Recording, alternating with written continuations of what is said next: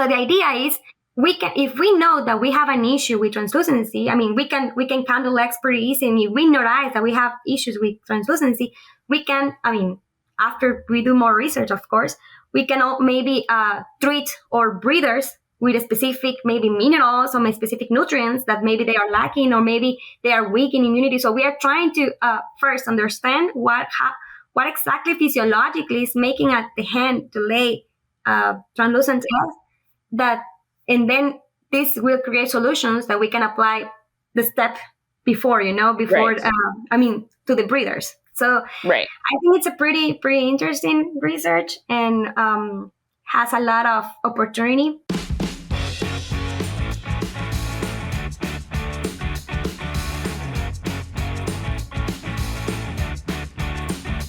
Good morning, everyone. Welcome to the Poultry Podcast Show. I'll be your host today, Karen Grogan. And today I'm pleased to welcome Leticia Orellana from Auburn University. And Leticia is working on a master's looking at a very important topic for the broiler industry in terms of hatchability. So Leticia, welcome to the show. Hi, nice to meet you. Nice to meet you too. So Leticia, tell us about, before you got to Auburn, what's your educational background and how did you get here? I am originally from Guatemala. I went to Honduras under a scholarship for my college degree. I have a bachelor's degree in food science and technology. Nice. And then I had the opportunity to move to Auburn to do an internship, to work in the lab in the poultry science department to help with the research. And being there, I met a professor who gave me the opportunity to start my master's degree right after my internship. So that's how I end here in Auburn as a student in poultry science. Excellent. You never know where opportunities will lead you. So excellent. Evonik Animal Nutrition is committed to ensure food security and safety while reducing the ecological footprint of animal farming.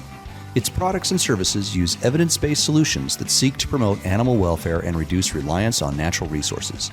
All this is underpinned by long-standing industry partnerships and deep customer understanding. Evonik's focus on efficiency, sustainable, healthy nutrition, and collaborations with livestock farming partners creates value for customers and consumers.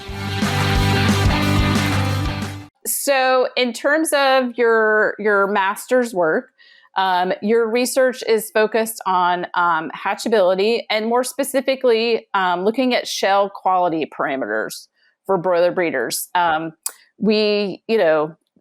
table egg industry looks at shell quality a lot because that's important for them because they transport eggs and lots of things. But you are looking at some specific parameters in terms of hatching eggs.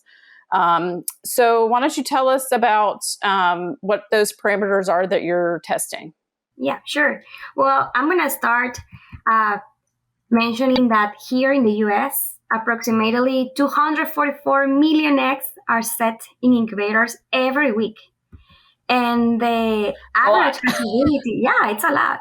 And the average hatchability reported by the National Agricultural Statistical Service is 79.4%. So only 79.4% of those eggs are hatching. So that's why this topic is currently a hot topic. So because we have a big room of opportunity for improvement, we know that a lot of factors are affecting hatchability as environmental factors, outbreak diseases, breeder management, incubation. But my research, as you mentioned, is focused on eggshell quality and trying to understand. The idea of my research is try to understand how the eggshell quality parameters are related or are affecting hatchability, chick quality, and also how this eggshell quality is also or may be related with inner quality of the eggshell. The idea of this is provide information to later do more research on trying to address those issues. For example, novel management techniques or address those eggshell quality parameters through nutrition. So I think this research is a very good baseline for more research in the future. The eggshell quality parameter that we are studying is translucency and color intensity. So by translucency, I think you mentioned a very interesting term that was the first time I heard, but I think it's pretty interesting. Starry night eggs. Starry night eggs. Yeah, so I have heard people calling translucent eggs are eggs with windows, for example, or eggs with watermarks. So yes, mottled eggs. I've heard that terminology too. Mottled. Yeah. When you have an egg and you use a light or you candle an egg, you can see how the egg shine basically, and you can see the small windows that the egg has. So this parameter is more has been more studied in table eggs since consumers they think more like, I mean, if you go to the grocery store and you see an egg that has a lot of watermarks, and you immediately think that they are weak or they are not good or they are old, right? But old, this bad. That's a bad egg. Exactly. Yeah. But we do not have that many research about how these watermarks, these windows are related with hatchability. So that's the research that I am doing here in Auburn. And also we are studying the eggshell color, the color of the eggshell. So when we go to the field, I know that some farmers work with Ross, some farmers work with calf, right? But it doesn't matter which breed they are working. In the field, they will see that there is a variation in the color intensity. We have some darker eggs, some lighter eggs. So we are trying to also understand if this is related with hatchability, with chick quality. So this is, and we have found very interesting results. Excellent. Yeah, it's pretty cool. It's pretty interesting because it's something that we see in the field, and I think it's good to know how this is affecting or not, right? Right. So how are you measuring sort of translucency? Like, is there we measure light in wavelengths or lux or, foot candles, and then color intensity of the eggshell. I would imagine that you have a measurement. So why don't you outline for us, like how exactly you're quantitating what the difference is in that eggshell? Yeah, well, there is not a specific, not specific. I would say no standardized method. Right. You have to come up with the standard. Exactly. We are working on that. Yeah. So because it's hard to count the windows or the size of the windows, we will need something like an equipment, a computer or something like that, right, to do it like a specific. So what we do, the way we measure translucency is a subjective method. Okay. What we do is we have 3 levels of translucency: low, medium, and high. And we have pictures of how they look. We have been trained basically on how to classify eggs on the 3 levels of translucency, and that's the way we separate eggs. So low translucency are the ones that have very few and small windows. Medium translucent eggs are the ones that have, a medium, a little bit more, but not that much. And, so I have some pictures, and actually we just published a paper with these results where we have the picture, the chart that we use to classify eggs. And the idea is to provide to the industry something, I don't know, is the correct way to say it's something visible. I don't know, something. Right. A visual tool. A lot of people are visual learners. Yeah. Yeah. So in the farm or in the hatchery, if they want to see the eggs, so they can compare with the pictures that we have provided. So yeah, we use a subjective scoring. So it's a subjective sorting method. Yeah. So in your research, you subjectively separated them into these 3 groups. So then I would imagine that you incubated the eggs and measured and hatched them and measured hatchability. So did you incubate them differently? Incubated all 3 in the same setting, same type of incubator? How did that work in your research? Well, so this research, we collected the eggs from a commercial hatchery, but we incubate them in Auburn. We have a very nice research facility at Auburn where we have incubators, small incubators. These incubators hold 1,000, if I'm not wrong, 1,080 eggs. So we have 4 incubators. I mean, I think we have more, but I used 4 of them. And so the incubators were the same brand, the same size, everything was the same. The idea was to have something more controlled, because we can do this also in the field. Right. But if we use incubators from a commercial hatchery, I mean, there are other variabilities that we cannot control. Right. So for this research, that is, I would say half from that we have half from of this research. We collect the eggs from the field, but we Right. use our research facilities to have the results.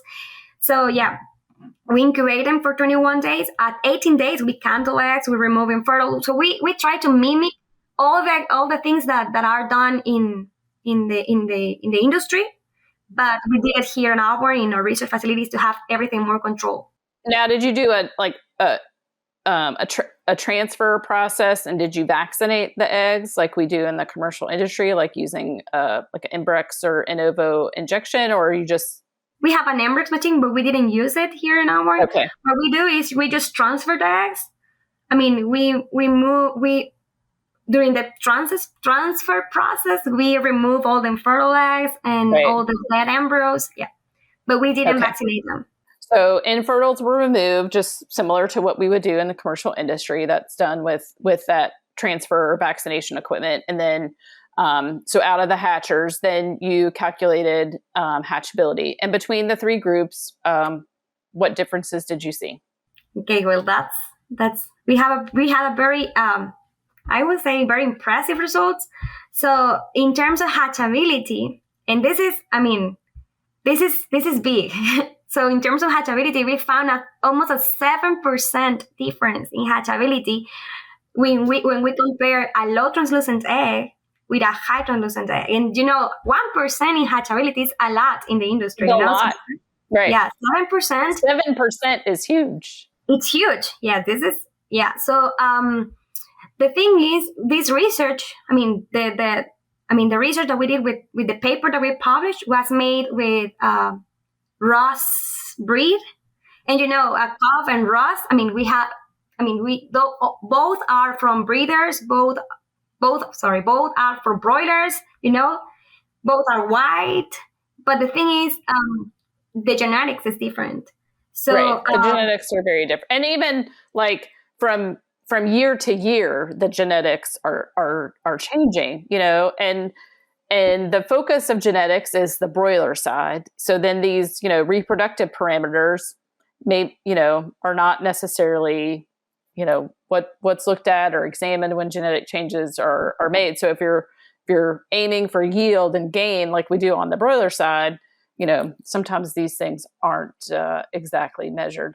So between the low and the high, you had a 7%. And then in between, so if you had a middle group, what was the difference there? No, if it was not, if the most dramatic difference was the high and the low. No, well, in the middle, when we are talking about statistical terms, so the middle was just between was AB. Right. T1 was statistically significant for high. Yeah. So T2 was similar to both treatments, to T2 and T3. Yeah, so it was like seems like we did a good classification. Good sorting of them. Nice linear. Yeah. Linear. So your research basically proves, helps to prove there is a correlation between that, eggshell quality or translucence or, conductivity, whatever terminology you want to use that. So that shell quality had a direct impact on hatchability, and a pretty dramatic one. 7% is significant. And so we were trying to explain why. So what exactly is happening with these translucent eggs? So the first thing that we thought was like, okay, maybe these translucent eggs, these eggs that are like with a lot of windows and they look bad, maybe they are weaker, right? And they are thinner, And we measured the thickness of the eggshell, and guess what? It's probably exactly the same. These translucent eggs are thicker. Thicker? So, yeah. Wow. So it was like a what? And so they're just not the shell gland isn't putting, it's still the same thickness, it just has gaps. So what we think, or I mean, we are still studying this. So why this is happening? And we did several repetitions, and we repeated again because we were like, what? So yeah, they are thicker. And what we think is maybe somehow the chicken may know that there is an issue and is trying to make the eggshell thicker in order to protect. So that's one thing. The other thing is maybe is thicker, but the density is not is not proportional with the thickness. I mean, maybe it's thicker, but it's not. It's more porous, right? Exactly, as a strong. Yeah, exactly. It's more expanded than. So we are still working on this, studying. We are using the scanning electron microscope to measure the different layers of the eggshell. And so the idea of this research is try to understand what exactly is happening. And as I mentioned, this is a good baseline for more research and that we can create after this. That's the story of research. You're making more questions. Yeah, questions. Yes. Behind other questions. Yes. So that's right. Yeah. So the thing is, one day a person asked me, okay, so what's, and I think this is important to mention because a person asked me, like, this person was from the industry, and he asked me, okay, so do you recommend to classify eggs by translucency in the hatchery, or what's the point of this research? And I was like, no, that's too much work. No. So the idea is, if we know that we have an issue with translucency, I mean, we can handle eggs pretty easy. And if we notice that we have issues with translucency, we can, I mean, after we do more research, of course, we can maybe treat our breeders with a specific, maybe minerals or specific nutrients that maybe they are lacking, or maybe they are weak in immunity. So we are trying to first understand what exactly physiologically is making the hen to lay translucent eggs, and then this will create solutions that we can apply the step before, to the breeders. So I think it's a pretty interesting research, and has a lot of opportunity. So then the second piece is, you mentioned you were looking at color gradient, which any of us that have walked into any broiler breeder house, you see that color gradient. You can see from almost white to almost a dark brown, and that the color is definitely visible. So what did you look at in terms of that in your research, and how did you do that part of the project? Yeah, so eggshell color, I mean, it's something that we see every day, right? And some people think that this is maybe because the light of the house, or because, but anyway, we will see variations in the color intensity. It doesn't matter how your house is built.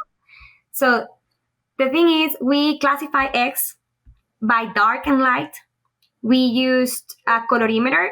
So first we did it subjectively first, in order to separate the ones that were darker from the lighter. And then we used a colorimeter, and we used the L value, which is lightness. Okay. Yes. And so we, to confirm the differences in the lightness, and then the same process, we incubate eggs. We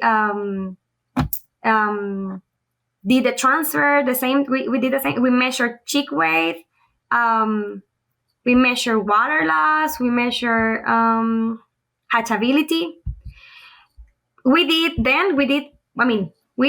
keep doing more research, and we also were trying to see if this also have an effect in the quality. I mean, in the inner quality of the egg. I mean, albumin and H value.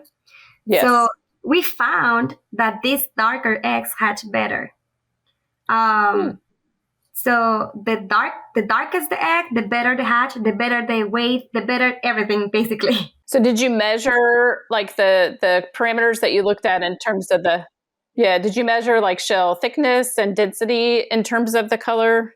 Yes. The darker the egg, the thicker the eggshell. So, and we try to,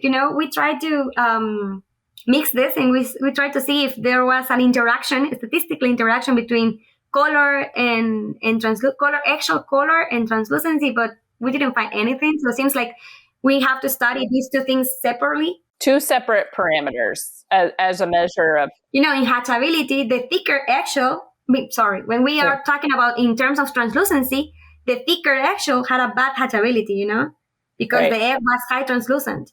So, but in terms of dark color, in terms of color, the thicker eggshell had a better hatchability. So this, I think these are two separate parameters that we have to study different, But yes, the darker the color, the better basically in everything.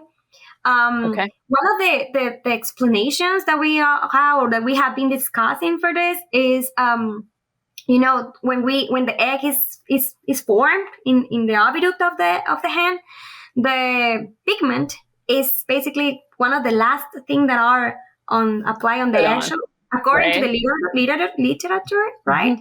So the pigment is basically the last part, that occur at the end of the formation of the egg.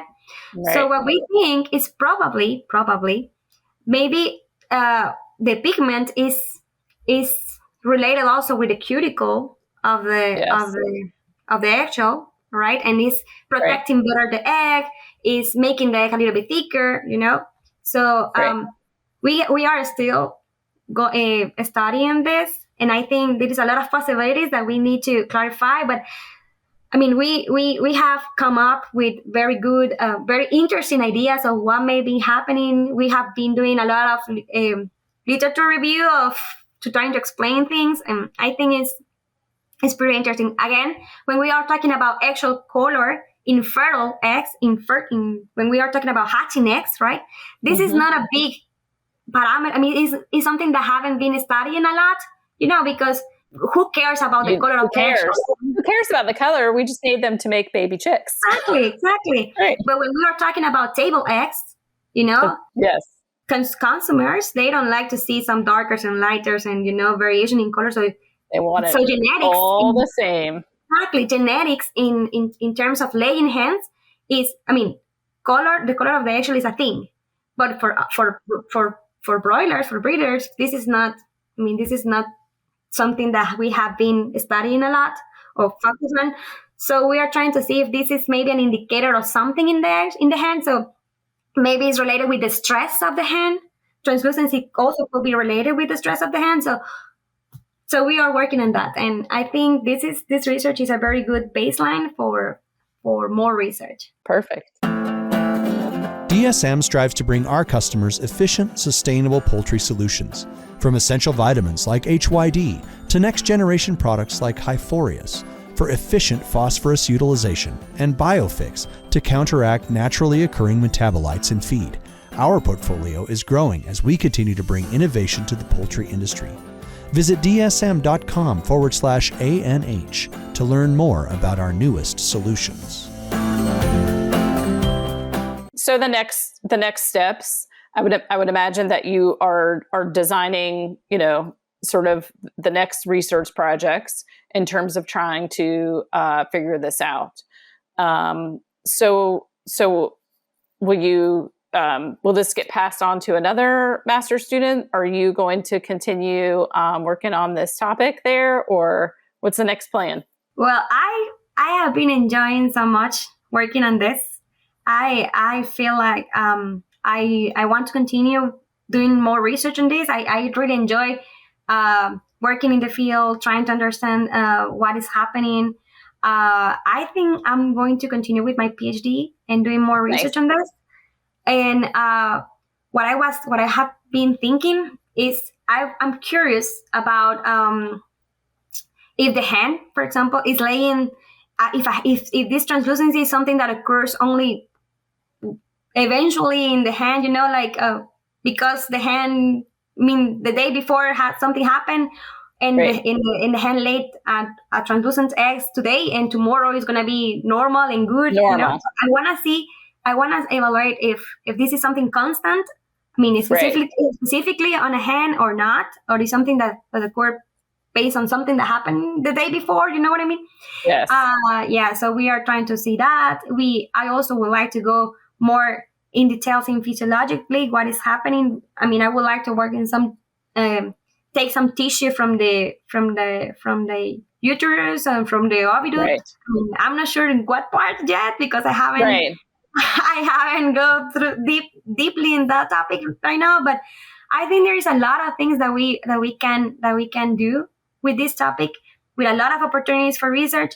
And yes, so I want to continue doing more research on this and come up with more Perfect. results. That curiosity is the generator of research. So and you know, we all take for, maybe not we take for granted, but we just think chickens will continue to lay eggs, but it is a very complicated process. And I think your research shows even how, small, visible differences in eggshell, just like the appearance, like the translucency that you measured, makes a significant difference in hatchability, like a very important parameter. And if you look across the U.S. broiler industry, we are down significantly in terms of hatchability.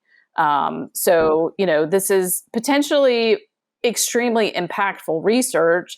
Not that necessarily people are going to go and change their hatching practices. Like, we're not going to sort eggs, but if you have this knowledge, and like you were saying, if your research can backtrack to, okay, here's this potentially one nutritional support item that you could give them. And maybe, like you were saying, how consistent is this? Is this, one day a week she lays an egg that's like this? Or is this, is this a physiologic change that happens as she is a pullet, and something happens to that shell gland, and then her whole laying, 45 weeks, she's laying that same translucent egg? That's the kind of questions that, that's going to be your PhD work. to figure out, is that like you're saying, is it, during a certain time period they lay these eggs? How does that happen? Yeah. So I'm just going to mention this, but I was, one day I was checking some buggies in a commercial hatchery, and I saw that the translucency is not, from the same flock, from the same day of collection, but according to the position in the buggy, the translucency of the completely tray changed. So what I was thinking is maybe the time the egg was laid also affect what time of day. Yeah. So there is a lot of questions that I have, and I think it's gonna be pretty cool to figure it out what is happening. It's a lot of parameters to measure. And difficult to track backwards in terms of, so you'll have plenty of material for and also PhD projects. Exactly. And also I want to see the difference between calf and Ross, because we have a lot of people who work with Ross. I'm not sure if I'm Rose. Yes, Ross. And also with calf. So I think these breeds are different, and I'm pretty sure that we are going to find different results. Maybe I'm convinced that we're going to have the same results in hatchability, but in the amount of difference in hatchability, or you know what I mean? So maybe in calf the difference is only 3%, but in Ross is 7%. So I would like to see if this is a tendency in both breeds. So we are going to work on more research trying to compare these two breeds. Mm-hmm. Yes. So that is, and it's even potentially like, yes, we have those two breeds, but then each breed has different lines within that. It may be different within, the different lines that we have.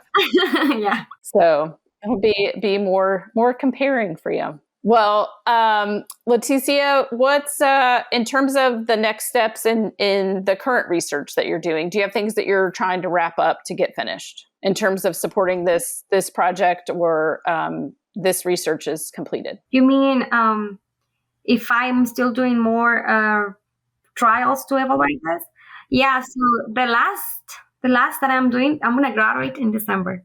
So So I cannot go that far because I need to graduate. But yeah, so we are right now trying to see if we can do the comparison with calf, and so just to show the how they this breed behave in terms of translucency and color intensity, and yeah. So you're going to repeat the same study with the other Exactly. breed that we have in the U.S. Mm-hmm. Mm-hmm. Great. Well, hopefully we will see you out and presenting that research and or getting that published. And we appreciate your time on the podcast today. Really fascinating work and potentially helping us the whole industry to answer, a major hurdle in terms of hatchability. Good luck in graduating in December. And hopefully we can have you back on the show and discuss your PhD research next. I will be happy to be here again. Thank you so much. Excellent. You're welcome. Have a great day. Thanks, Leticia.